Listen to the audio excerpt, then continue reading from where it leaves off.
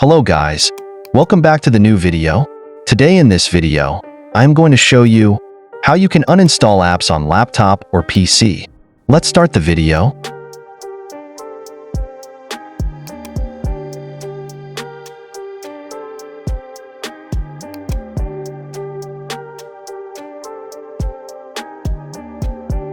First, go to your laptop or PC setting.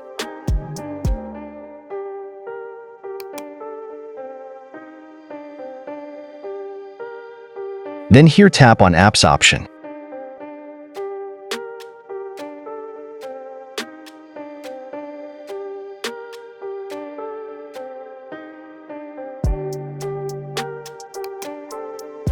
Then tap on Installed Apps. Then here selected apps which one you need to uninstall.